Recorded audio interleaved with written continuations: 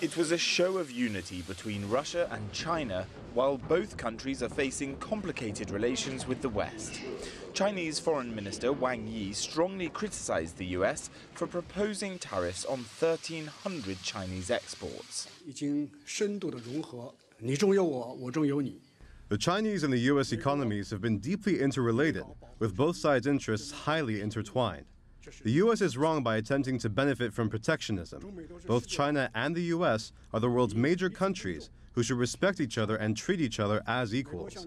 The U.S. is wrong again in picking China as its target of trade sanctions. Amid the tariffs dispute, China and Russia also addressed other issues.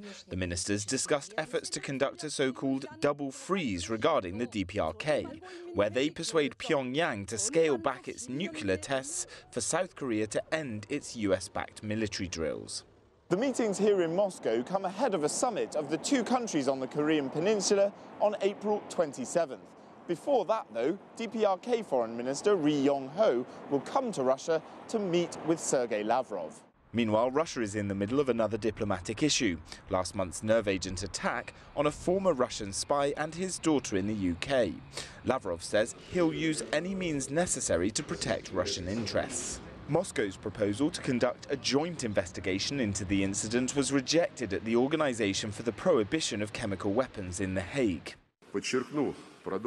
We are not interested in a confrontation or the escalation of an arms race, but Russia will defend its interests, sovereignty and independence purposefully and effectively by using the whole arsenal of means at our disposal. And experts say these trying times for Russia and China only serve to push the two countries closer together. When there is a confrontation period or what I call cool war between Russia and the West, Russia needs China, and China as well needs Russia. So it's a logical interest, and also one of the important elements of this cooperation will be further discussions on strengthening military cooperation between two countries.